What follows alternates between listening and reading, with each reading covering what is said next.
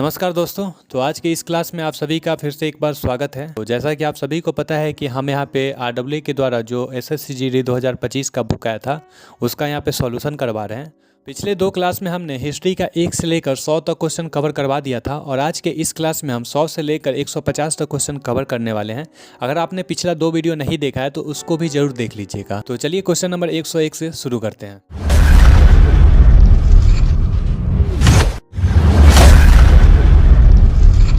तो देखिए यहाँ पे हमारे पास क्वेश्चन नंबर 101 है। क्या कहता है 101 नंबर क्वेश्चन? देखिए, जो कालिदास के द्वारा रचित नाटक है अभिज्ञान शाकुंतलम, वो किसकी प्रेम कथा है ये आपको बताना है। तो गाइस इसका जो सही जवाब होगा वो होगा हमारा दुष्यंत। जो कालिदास के द्वारा रचित है अभिज्ञान शाकुंतलम, वो जो है सो दुष्यंत की प्रेम कथा है। ठीक है, तो यहाँ पे ऑप्शन जो सी है वो सही हो जाएगा। चलिए अगले क्वेश्चन पे चलते हैं, क्वेश्चन नंबर 102 पे।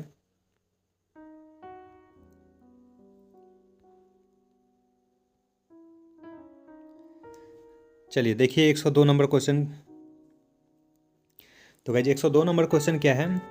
देश साम्राज्य के शासन काल को भारतीय सभ्यता का स्वर्ण युग कहा जाता है। बताइए किस साम्राज्य के शासन काल को भारतीय सभ्यता का स्वर्ण युग कहा जाता है, ये आपको बताना है। तो गाइस मुझे नहीं लगता कि इसका कोई भी गलत जवाब देगा। बहुत ही इजी क्वेश्चन है। किस काल को स्वर्ण युग कहा जाता था ये आपको बताना है। तो गाइस इसका सही जवाब होगा गुप्त। गुप्त साम्राज्य को ही यहाँ पे स्वर्ण युग के नाम से जाना जाता है। ठीक है, चलिए अगले क्वेश्चन पे चलते हैं, क्वेश्चन नंबर 3 पे, 103 पे। अब देखिए जो गुप्त साम्राज्य था उसके शासनकाल को स्वर्ण युग क्यों कहा जाता है, ये देखिए। इसलिए कहा जाता है क्योंकि वहाँ पे कला और साहित्य का विकास हुआ था। कला और साहित्य का विकास हुआ था, इसी कारण से गुप्त साम्राज्य को स्वर्णकाल कहा जाता है। ठीक है, चलिए आगे चलते हैं, क्वेश्चन नंबर 103 पे। तो गाइस यहाँ पे हमारे पास 103 नंबर क्वेश्चन है। निम्नलिखित में से कौन सा शब्द भारत में मंदिर स्थापत्य कला से संबंधित नहीं है? बताइए निम्नलिखित में से कौन सा शब्द है जो भारत में मंदिर स्थापना से उसका कोई संबंध नहीं है, ये आपको बताना है। तो बताइए किसका संबंध इसमें मंदिर स्थापना से नहीं है। तो गाइस आपने सुना होगा कि द्रविड़ शैली की मंदिर है, बेसर शैली की भी मंदिर है और यहाँ पे नागर शैली की भी मंदिर है, पर यहाँ पे ऊर्ध्वाका जो है ना, ऊर्ध्वाका शैली की कोई भी मंदिर अपने भारत में नहीं है। ठीक है, तो यहाँ पे ऑप्शन बी जो है सो सही होगा। चलिए आगे चलते हैं, क्वेश्चन नंबर 104 पे।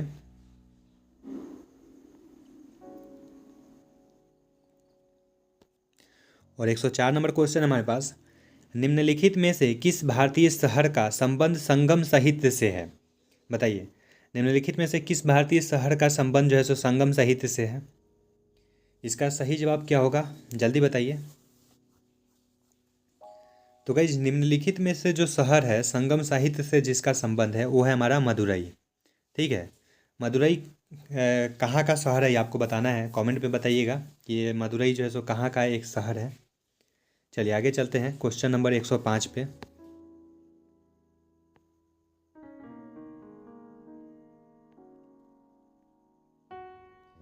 देखिए 105 नंबर क्वेश्चन हमारे पास, संगम काल के दौरान तमिल क्षेत्र में भूमिहीन मजदूरों जिनमें दास भी शामिल होते थे को डैश के रूप में जाना जाता था। जो संगम काल था उस समय तमिल क्षेत्र में जो भूमिहीन मजदूर होते थे जिनको दास भी कहा जाता था, उनको किस रूप में जाना जाता है ये आपको बताना है। बताइए किस रूप में उनको जाना जाता था। 105 का आंसर बताइए, सही जवाब इसका क्या होगा। जो तमिल क्षेत्र में भूमिहीन थे और जिनको दास कहा जाता था उनको किस रूप में जाना जाता था ये आपको बताना है। देखिए ऑप्शन देखिए, क्या कहा जाता था उनको। तो गाइस उन्हें कहा जाता था कैडेसियर और अधिमई। क्या कहा जाता था? कैडेसियर और अधिमई। यहाँ पे ऑप्शन डी जो है सो सही होगा। चलिए अगले क्वेश्चन देखिए, क्वेश्चन नंबर 6, 106 देखिए। चोल अभिलेखों के अनुसार विद्यालयों के रख रखाव के लिए भूमि को क्या कहा जाता था? चोल अभिलेख है उसके अनुसार जो विद्यालय का रख रखाव किया जाता है उस भूमि को क्या कहा जाता है ये आपको बताना है। तो बताइए उस भूमि को क्या कहा जाता है। गाइज उस भूमि को कहा जाता है साला भोग। क्या कहा जाता है, शलभ हो। और आप देख सकते हैं ये क्वेश्चन जो है सो एसएससी जीडी में 6 फरवरी 2023 को थर्ड शिफ्ट में आया था। ठीक है, तो क्वेश्चन जितना भी मैं करवा रहा हूँ यहाँ पे सभी बहुत ही ज़्यादा महत्वपूर्ण है आपके एग्ज़ाम की दृष्टि से। तो इस क्लास को आप 2 से 3 बार देख लीजिएगा। और अगर आपने पिछला क्लास नहीं देखा है जिसमें हमने 1 से लेकर 100 तक क्वेश्चन करवाया है तो वो भी देख लीजिएगा। वो देखने के बाद इसको देखिएगा तो ज़्यादा लाभ होगा आपको, ज़्यादा मतलब आपको। चलिए अगले क्वेश्चन पे चलते हैं। क्वेश्चन नंबर 107 नंबर क्वेश्चन हमारे पास। चोल काल के दौरान मूवेंद्र वेलन और अरैयार डैश की उपाधियाँ थी। जब चोल काल था उस समय मूवेंद्र वेलन और अरैयार जो है वो डैश की उपाधियाँ थी। किस चीज़ की उपाधियाँ थी ये आपको बताना है। कौन धारण करता था ये आपको बताना है। तो बताइए कौन ये उपाधियाँ क्या थी, किसकी उपाधि थी ये। तो गाइस ये था धनी भूमि स्वामियों का, जिनके पास बहुत सारा धन था वो ये उपाधि जो है सो धारण करते थे। ठीक है, चलिए 108 पे चलते हैं। क्वेश्चन नंबर 108 पे देखिए हमारे पास 108 नंबर क्वेश्चन है। रवि कृति ने निम्नलिखित में से किस चालुक्य शासक की प्रशस्ति की रचना की थी। बताइए रवि कृति जो है वो निम्नलिखित में से किस चालुक्य शासक की प्रशस्ति की रचना की है आपको बताना है। बताइए रवि कृति किन की रचना किए हैं, किनकी शासक की प्रशस्ति का। तो गाइस इसका सही जवाब होगा हमारा पुलकेशिन द्वितीय का। जो रवि कृति हैं वो पुलकेशिन द्वितीय के शासक की प्रशस्ति किए हैं। ठीक है, चलिए 108 हो गया। 109 पे चलते हैं। और ये क्वेश्चन का जवाब हम आप लोगों से चाहते हैं, काफ़ी इजी क्वेश्चन है। चलिए 109 नंबर क्वेश्चन देखिए। कोणार्क का सूर्य मंदिर कहाँ स्थित है। और मुझे नहीं लगता कि इसका कोई भी गलत जवाब देगा। अगर 100 बंदे देखेंगे इस वीडियो को तो 100 बंदे इसका सही जवाब दे सकते हैं। इसका सही जवाब क्या होगा, उड़ीसा होगा। ठीक है, चलिए आगे चलते हैं। चलिए देख लीजिए कोणार्क सूर्य मंदिर जो है सो थोड़ा उसके बारे में पढ़ लीजिए। कोणार्क सूर्य मंदिर के बारे में पढ़ लीजिए। देखिए कोणार्क का सूर्य मंदिर नागर शैली में निर्मित है। ठीक है, किस शैली में है, नागर शैली में है।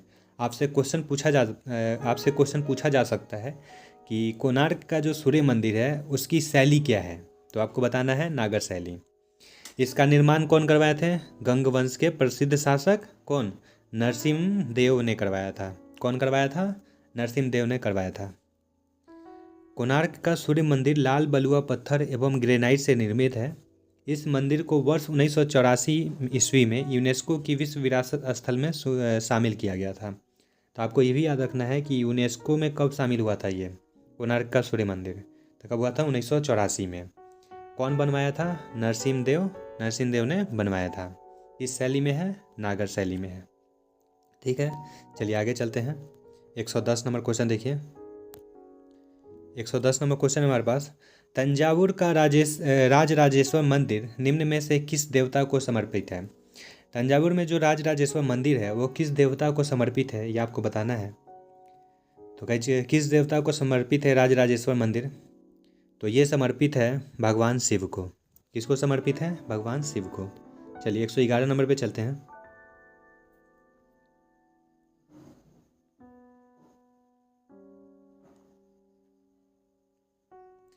थोड़ा राजेश्वर मंदिर के बारे में देख लीजिए। राजेश्वर मंदिर जो है सो कहाँ पे है, राजराजेश्वर मंदिर ये है तमिलनाडु में। इन्हीं को हम लोग बृहदेश्वर मंदिर के नाम से भी जानते हैं। ठीक है, अब भगवान शिव को समर्पित है और बनवाया था कौन, राजराज प्रथम ने बनवाया था। निर्माण कौन करवाया था, राजराज प्रथम ने।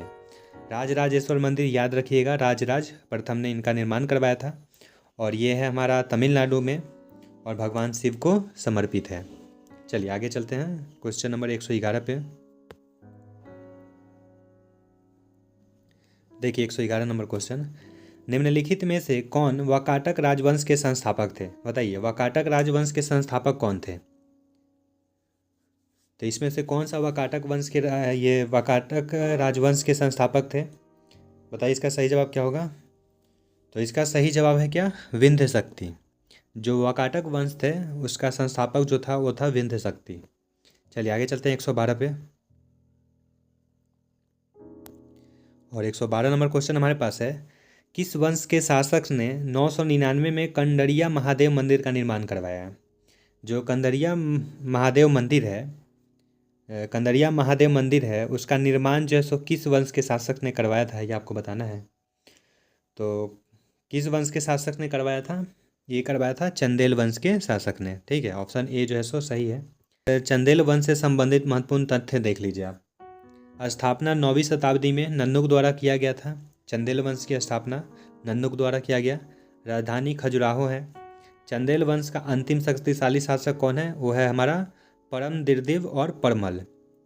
चंदेल वंश के द्वारा निर्मित प्रमुख मंदिर जो है सो हमारा कंदरिया महादेव मंदिर है एवं विष्णु मंदिर है। ठीक है, चलिए आगे चलते हैं। 113 नंबर क्वेश्चन पे चलते हैं। देखिए 113 नंबर क्वेश्चन क्या कहता है? कदमाई डैश राजवंश के तहत भू राजस्व का एक रूप था। जो कदमाई है वो किस राजवंश के तहत भू राजस्व का एक रूप था, ये आपको बताना है। तो किस राजवंश के तहत था ये था चोल राजवंश के तहत। ठीक है, चलिए आगे चलते हैं 114 नंबर पे। थोड़ा स्पीड करते हैं, काफ़ी स्लो चल रहे हैं, थोड़ा सा स्पीड अप करते हैं। आई होप आपको ये मज़ा आ रहा होगा क्लास देख के। मज़ा आ रहा है तो लाइक कीजिए। ठीक है, चलिए 114 नंबर क्वेश्चन देखिए। अरब आक्रमणकारी मोहम्मद बिन कासिम के आक्रमण के समय सिंध का राजा कौन था? जब आक्रमणकारी जो मोहम्मद बिन कासिम आक्रमण किया था उस समय सिंध का राजा कौन था, ये आपको बताना है। और मुझे नहीं लगता कि इसका कोई भी गलत जवाब देगा। कौन था? मोहम्मद बिन कासिम जिस समय आक्रमण किया था उस समय सिंध का राजा कौन था? वो था दाहिर। ठीक है, चलिए आगे चलते हैं। देख लीजिए आक्रमण कब हुआ था। आक्रमण हुआ था 711 या 12 में, 711 से 12 ईस्वी में मोहम्मद बिन कासिम के नेतृत्व में। प्रथम सफल मुस्लिम आक्रमण जो था भारत में यही था। प्रथम सफल मुस्लिम आक्रमण जो था भारत में ये मोहम्मद बिन कासिम ही किया था। और जब आक्रमण हुआ था उस समय सिंध का राजा जो था वो था दाहिर। ठीक है, चलिए अब आगे चलते हैं 115 नंबर पे। 115 नंबर क्वेश्चन देखिए। अरबी मूल ग्रंथ किताब उल हिंद दैश द्वारा लिखा गया है। जो किताब उल हिंद है वो किसके द्वारा लिखा गया है, ये आपको बताना है। तो इसका सही जवाब बताइए क्या होगा। और काफ़ी इजी क्वेश्चन है और बहुत सारा एग्जाम में ये आ चुका है। जीडी ही नहीं, अलग अलग कितने सारे एग्जाम में ये आए हैं। अरबी मूल ग्रंथ किताब उल हिंद दैश द्वारा लिखी गई है। बताइए किताब उल हिंद जो है सो किसके द्वारा लिखा गया है। बहुत ही ज़्यादा इंपॉर्टेंट क्वेश्चन है, बहुत सारे एग्जाम में ये आया है। जीडी में ही हर साल ये रिपीट होता है। बताइए इसका सही जवाब क्या होगा। तो गाइस इसका सही जवाब है अल-बरूनी। किताब उल हिंद के रचयिता कौन है? वो है अल-बरूनी। चलिए आगे चलते हैं 116 नंबर पे।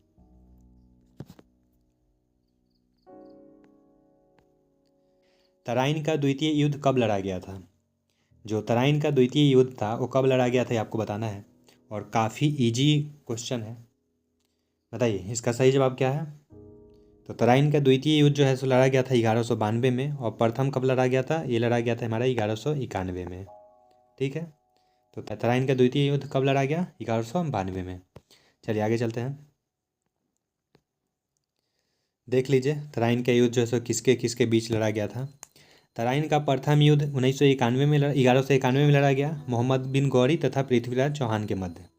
पहला युद्ध मोहम्मद गौरी और पृथ्वीराज चौहान के बीच। परिणाम जीता कौन? पृथ्वीराज चौहान जो है सो इसमें विजयी रहा। प्रथम तराइन के युद्ध में पृथ्वीराज चौहान जो था सो विजयी रहा। फिर देखिए दूसरा युद्ध लड़ा गया हमारा 1192 ईस्वी में मोहम्मद गौरी तथा पृथ्वीराज चौहान के बीच। और इसमें जो था सो पृथ्वीराज चौहान हार जाते हैं और जीतता कौन है? मोहम्मद गौरी।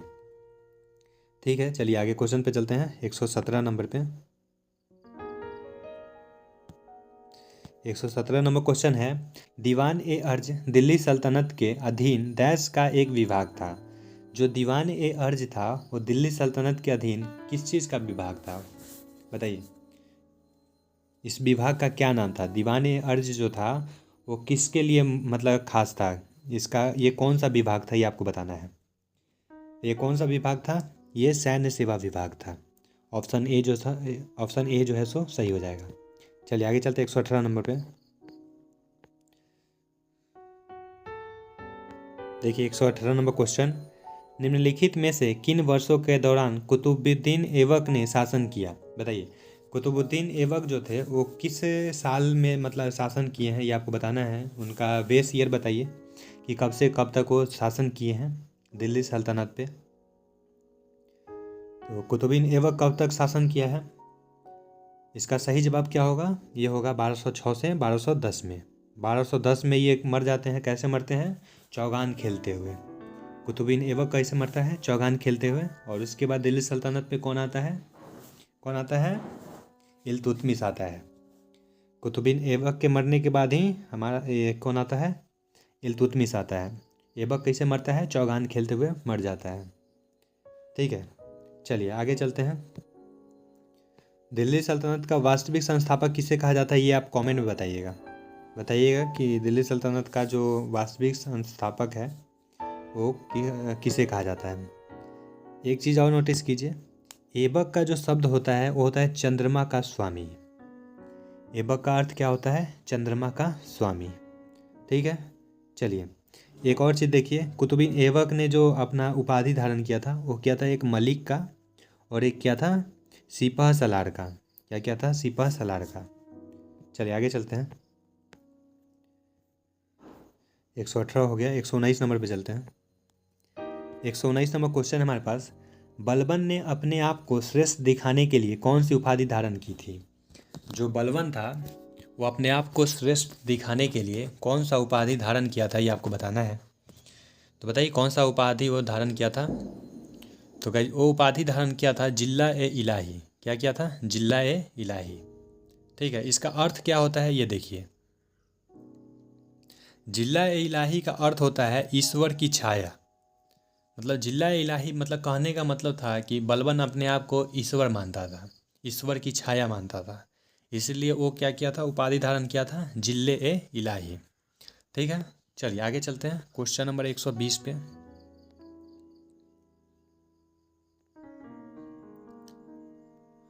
और ये भी काफ़ी इजी क्वेश्चन है और इसका जवाब हम आप सभी से चाहते हैं।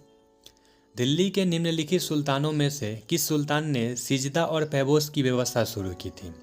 सिजदा और पैबोस का मतलब क्या होता है? सिजदा और पैबोस का मतलब है कि जैसे ही आप उनके सामने जाएं तो पहले सर झुकाएं और उनके पैर को चूमें। इसका मतलब होता है सिजदा और पैबोस, मतलब सर को झुकाना और उनके पैर को चूमना। तो ये जो व्यवस्था था वो कौन शुरू किया था सबसे पहले, ये आपको बताना है। तो बताइए इस कौन शुरू किया था? तो गाइज ये भी शुरू किया था गयासुद्दीन बलबन ने, क्योंकि गयासुद्दीन बलबन ही जो था सो जिला इलाही का ये किया था, उपाधि धारण किया था, मतलब अपने आप को भगवान के समान मानता था, ईश्वर के समान। यही हमारा जो था सो सिजदा और पैबोस की व्यवस्था शुरू किया था। इसका मतलब उसके पास कोई भी जाएगा तो सर झुकाएगा और उसके पैरों को चूमेगा। चलिए 120 हो गया, 121 पे चलते हैं। देखिए 121 नंबर क्वेश्चन क्या कहता है, निम्नलिखित में से कौन दिल्ली सल्तनत के दौरान गुप्तचर विभाग का प्रमुख था? बताइए जब दिल्ली सल्तनत था उस समय से गुप्तचर विभाग का प्रमुख कौन था, ये आपको बताना है। बताइए इसका सही जवाब क्या होगा? गुप्तचर विभाग का प्रमुख कौन था निम्नलिखित में से? तो कहीं उसका सही जवाब होगा हमारा बरीद-ए-मुमालिक। क्या होगा? बरीद-ए-मुमालिक। बरीद-ए-मुमालिक जो था वो दिल्ली सल्तनत में गुप्तचर विभाग का प्रमुख था। ठीक है, 121 हो गया। चलिए 122 पे चलते हैं। देखिए 122 नंबर क्वेश्चन, जफर खां दिल्ली सल्तनत के निम्नलिखित में से किस शासक का प्रसिद्ध सेनापति था? जो जफर खान था वो दिल्ली सल्तनत में किस शासक का सेनापति था, ये आपको बताना है। बताइए वो कौन सा सेनापति था, वो कौन सा शासक था जिसका सेनापति जफर खान था? तो किसका सेनापति था जफर खान? तो गाइस वो था हमारा अलाउद्दीन खिलजी का। किसका था? अलाउद्दीन खिलजी का सेनापति था जफर खान। चलिए आगे चलते हैं 123 नंबर पे। 123 नंबर क्वेश्चन देखिए,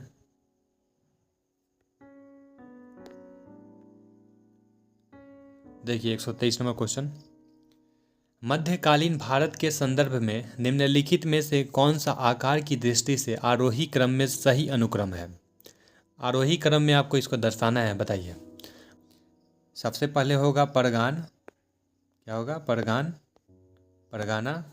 उसके बाद सरकार, और उसके बाद होगा सूबा। तो कौन सा ऑप्शन सही होगा? यहाँ पे ऑप्शन बी जो है सो सही होगा। चलिए अगले क्वेश्चन पे चलते हैं। 123 हो गया, 124 नंबर क्वेश्चन पे चलते हैं। देखिए इस क्वेश्चन का जवाब बताइए क्या होगा। जौनपुर शहर किसकी स्मृति में बसाया गया था? बताइए जौनपुर जो शहर है वो किसकी याद में बसाया गया था, आपको बताना है। तो बताइए जौनपुर किसके याद में बसाया गया था?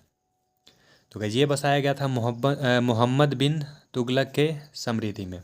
ठीक है, मोहम्मद बिन तुगलक की स्मृति में बसाया गया था जौनपुर शहर। चलिए 125 पे चलते हैं।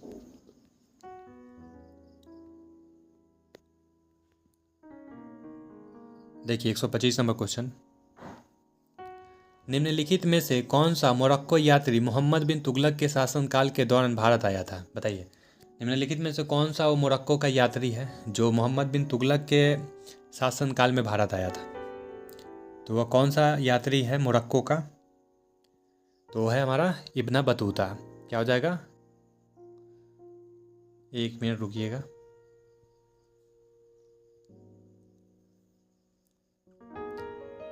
कौन सा यात्री था वो था इब्न बतूता। ठीक है, चलिए आगे चलते हैं अगले क्वेश्चन पे। इब्न बतूता जो था सो भारत कब आया था? यह था 1333 ईस्वी में। चलिए अगले क्वेश्चन पे चलते हैं। 125 हो गया, 126 पे चलते हैं। देखिए 126 नंबर क्वेश्चन देखिए। मोहम्मद बिन तुगलक अपने साम्राज्य की राजधानी दिल्ली से कहाँ ले गया? मोहम्मद बिन तुगलक जो है सो अपना राजधानी दिल्ली से बदल कर कहाँ पे ले गया था, ये आपको बताना है। बताइए कहाँ लेकर गया था? तो क्या जो लेके गया था दौलताबाद। कहाँ ले गया था? दौलताबाद में। चलिए आगे चलते हैं और जल्दी जल्दी थोड़ा क्वेश्चन करते हैं। देखिए 127 नंबर क्वेश्चन। तारीख ए फिरोज शाही के लेखक कौन है? तारीख ए फिरोज शाही के लेखक कौन है? तो यह है जियाउद्दीन बर्नी। कौन है? जियाउद्दीन बर्नी। ऑप्शन डी यहाँ पे सही होगा। चलिए आगे चलते हैं। 127 हो गया, 128 पे चलते हैं। 128 किधर गया? इधर है। हाँ देखिए, और ये भी बहुत ज़्यादा महत्वपूर्ण क्वेश्चन है, बहुत सारे एग्जाम में ये आया है। ब्राह्मणों पर जजिया कर सर्वप्रथम किसने लगाया था? बताइए ब्राह्मण पर जो जजिया कर लगाया गया था वो सर्वप्रथम कौन लगाया था, ये आपको बताना है। बताइए ब्राह्मण पर जजिया कर लगाने वाला कौन था? तो कौन था वो? फिरोज शाह तुगलक था। ब्राह्मणों पर जजिया कर लगाने वाला सर्वप्रथम फिरोज शाह तुगलक था। चलिए आगे चलते हैं। देखिए 129 नंबर क्वेश्चन है हमारे पास। कुतुब मीनार की 5वीं मंजिल का निर्माण किसने करवाया था?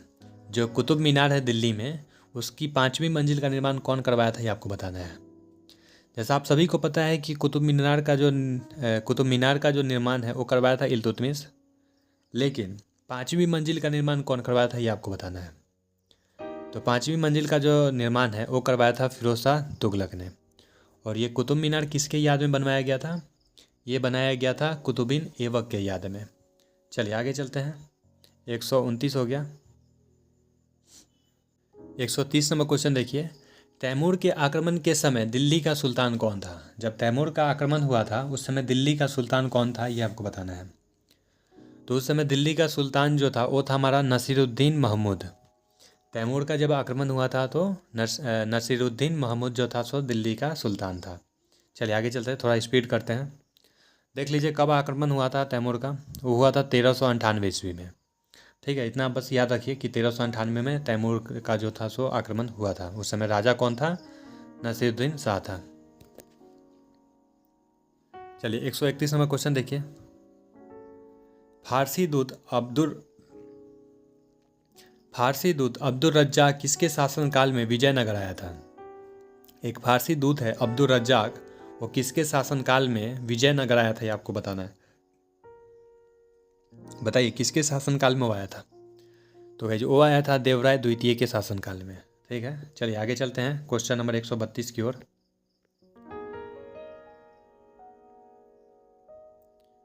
और 132 नंबर क्वेश्चन हमारे पास है, कृष्ण देव राय ने तेलुगु में डैश पर एक कृति की रचना की जिसे अमुक्तमाल्याद के नाम से जाना जाता है। बताइए, कृष्ण देव राय ने तेलुगु में कौन सा एक कृति की थी? बताइए, जिसे हम अमुक्तमाल्यद के नाम से जानते हैं। तो कृति क्या था? तो कृति था शासन कला। शासन कला पर एक कृति की रचना किया था। कौन किया था? कृष्णदेव राय ने। चलिए 132 हो गया, 133 पे चलते हैं। 133 नंबर देखिए, कृष्णदेव राय के दरबार में अष्ट दिग्गज कौन थे? जो कृष्णदेव राय थे उसके दरबार में अष्ट दिग्गज कौन थे, ये आपको बताना है। कृष्णदेव राय के दरबार में जो अष्ट दिग्गज थे वो थे 8 तेलुगु कवि। चलिए आगे चलते हैं, 133 हो गया, 134 पे चलते हैं। देखिए 134 नंबर क्वेश्चन, सिकंदर लोदी ने निम्नलिखित में से किस वर्ष आगरा की स्थापना की थी? आगरा की स्थापना किस वर्ष किया गया था सिकंदर लोदी के द्वारा, ये आपको बताना है। तो किस वर्ष किया गया था? 1504 ईस्वी में। चलिए थोड़ा फास्ट करते हैं। 135 नंबर क्वेश्चन देखिए, दिल्ली में स्थित हुमायूं का मकबरा डैश द्वारा बनवाया गया था। जो दिल्ली में हुमायूं का मकबरा है वो किसके द्वारा बनवाया गया था, ये आपको बताना है। तो बताइए किसके द्वारा बनवाया गया था? तो गाइस ये बनाया गया था हमीदा बेगम के द्वारा। हमीदा बेगम कौन है? ये हुमायूं की पत्नी है। चलिए आगे चलते हैं, 135 हो गया, 136 पे चलते हैं। 136 में क्वेश्चन देखिए, निम्नलिखित में से किस मध्यकालीन शासक ने अपना ध्यान यात्रियों की सुविधा के लिए सराय के निर्माण पर केंद्रित किया? बताइए, निम्नलिखित में से कौन सा शासक था जो यात्रियों की सुविधा के लिए सराय के निर्माण पर केंद्रित किया था अपना ध्यान? बताइए कौन था वो? कौन था? आप सभी सुने होंगे जीटी रोड के बारे में। किसके बारे में? जीटी रोड के बारे में, जिसका फुल फॉर्म होता है ग्रैंड ट्रंक। तो ये कौन बनवाया था? ये बनवाया था शेरशाह सूरी। और शेरशाह सूरी ही जो है यात्रियों की सुविधा के लिए सराय के निर्माण पर ध्यान जो है सो केंद्रित किया था। 136 हो गया। चलिए 137 की ओर चलते हैं। देखिए 137 नंबर क्वेश्चन देखिए, इबादत खाने की स्थापना का श्रेय निम्न में से किसको जाता है? इबादत खाने की स्थापना का श्रेय किसे जाता है, ये आपको बताना है। बताइए किसे जाता है? तो इबादत खाने का स्थापना का श्रेय जो है वो अकबर को जाता है। चलिए अगले क्वेश्चन पे चलते हैं। 137 हो गया, 138 की ओर बढ़ते हैं। थोड़ा स्पीड बढ़ाना होगा क्योंकि टाइम ज़्यादा हो गया है। देखिए 138 नंबर क्वेश्चन, तुजुक ए जहांगीरी मूल रूप से निम्नलिखित में से किस भाषा में लिखी गई है? जो तुजुक ए जहांगीरी है वो किस भाषा में लिखा गया, ये आपको बताना है। तो बताइए किस भाषा में लिखा गया है? तुजुक ए जहांगीरी जो है सो फारसी भाषा में लिखा गया है। ऑप्शन ए जो है यहाँ पे सही है। चलिए आगे चलते हैं 139 पे। देखिए 139 नंबर क्वेश्चन, अलंकरण की कला जिसे जो पिएट्रा ड्यूरा है वो किसके शासनकाल में लोकप्रिय हुआ था, ये आपको बताना है। तो किसके शासनकाल में लोकप्रिय हुआ था? ये हुआ था शाहजहाँ के शासनकाल में। चलिए 140 पे चलते हैं। देखिए 140 नंबर क्वेश्चन,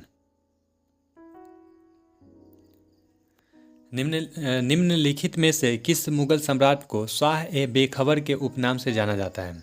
बताइए शाह ए बेखबर के नाम से किस शासक को जाना जाता है?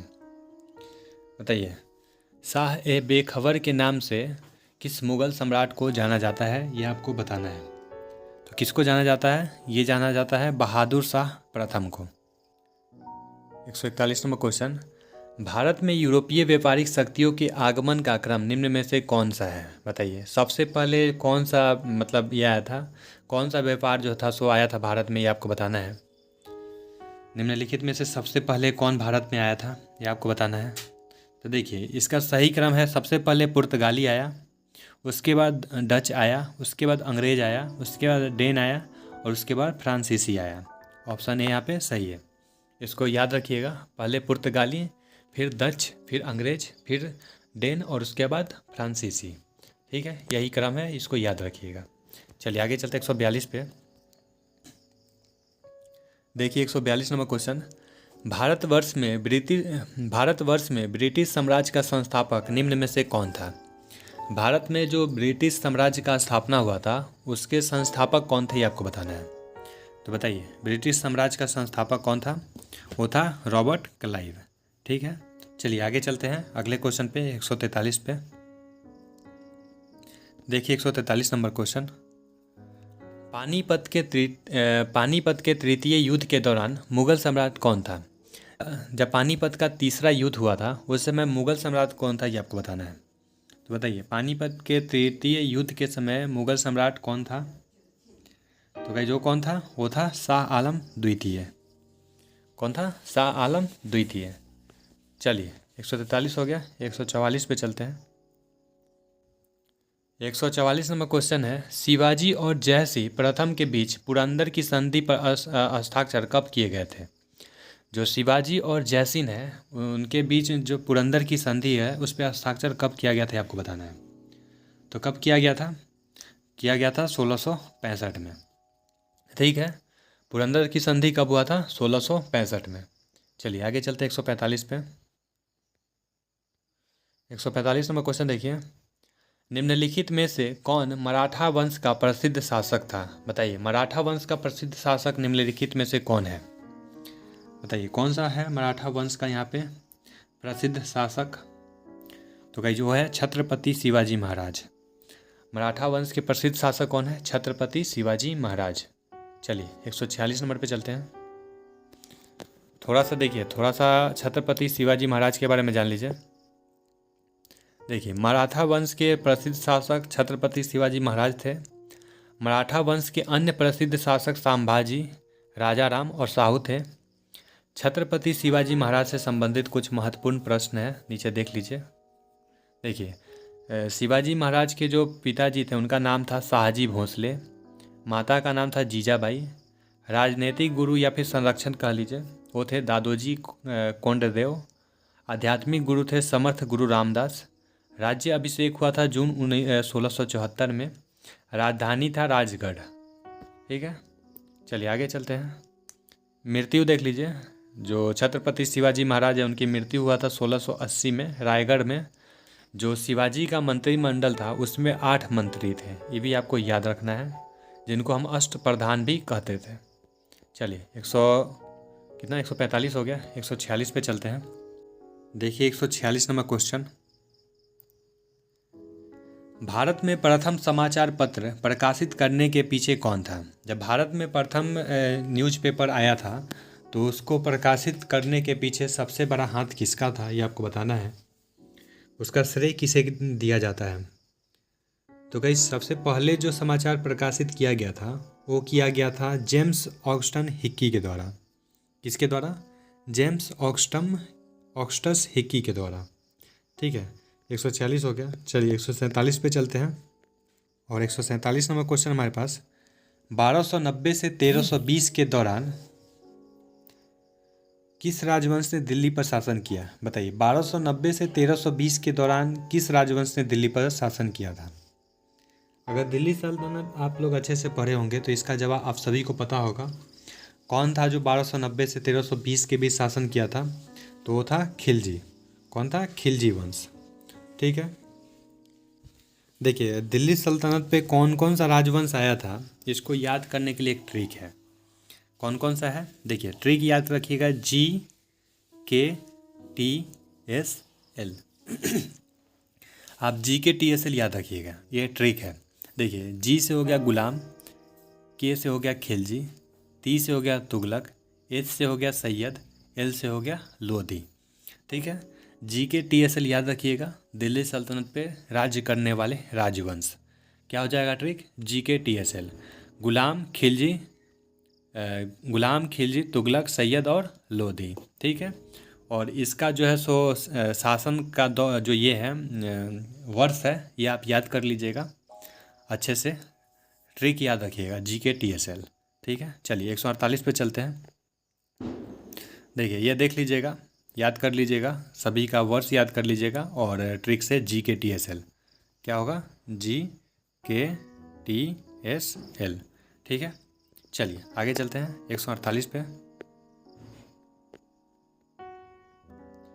148 नंबर क्वेश्चन है, रजिया पहली महिला मुस्लिम शासिका भारत के किस तुर्की शासक की बेटी थी? बताइए, रजिया सुल्तान जो थी वो किसकी बेटी है, ये आपको बताना है। बहुत ही इजी क्वेश्चन है और इसमें हम टाइम ज़्यादा नहीं लेंगे। कौन सा हो जाएगा? शमसुद्दीन इल्तुतमिश। जो रजिया थी वो किसकी बेटी थी? वो शमसुद्दीन इल्तुतमिश की बेटी थी। चलिए आगे चलते हैं, 148 149 पे चलते हैं। देख लीजिए, एक चीज़ और याद रखिए, रजिया की हत्या कब किया गया था? वो किया गया था 1240 में। रजिया की हत्या कब किया गया था? 1240 में। चलिए आगे चलते हैं अगले क्वेश्चन पे। मोठ की मस्जिद दैश शासक के शासनकाल में बनवाई गई थी। जो मोठ की मस्जिद है वो किसके शासनकाल में बनवाया गया था, आपको बताना है। बताइए, किसके शासनकाल में बनवाया गया था? तो ये बनवाया गया था सिकंदर लोदी के शासनकाल में। ठीक है, चलिए अगले क्वेश्चन पे चलते हैं और आज का लास्ट क्वेश्चन है।